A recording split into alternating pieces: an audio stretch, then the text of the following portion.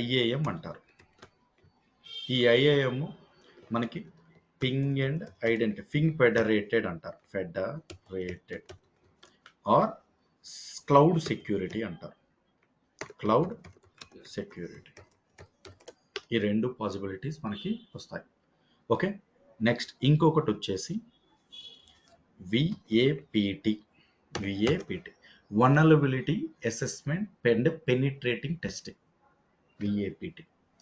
ఇంకొకటి ethical hacking, బాగా అందరికీ అట్రాక్ట్ అయ్యే word, ethical hacking, hacker.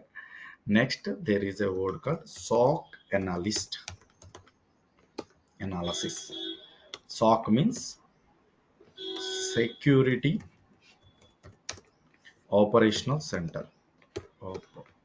Operational Center. Understand?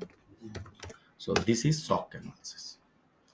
So మామూలుగా మనకి ఒక మాట చూస్తే, ఫర్ ఎగ్జాంపుల్ ఇది మనం ఒక నెట్వర్క్ అనుకోండి,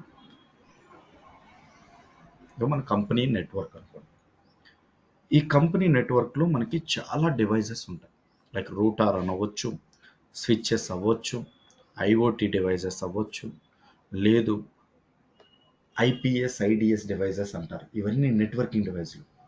లోడ్ బ్యాలెన్సెస్ అని, ఫైర్ వాల్స్ అని, ఓకేనా, DLP data loss prevention systems అని, ఓకేనా, లేదు మనం సేవ్ చేసే డేటాబేసెస్ అవ్వచ్చు, ఓకేనా, డేటాబేసెస్ అవ్వచ్చు, లేకపోతే ఇంకా అదర్ అన్ని నెట్వర్కింగ్ డివైజెస్ అవ్వచ్చు. Like router, switches, sensors, IoT devices, లేదు సర్వర్స్, లేదు ఐపీఎస్ డివైజెస్.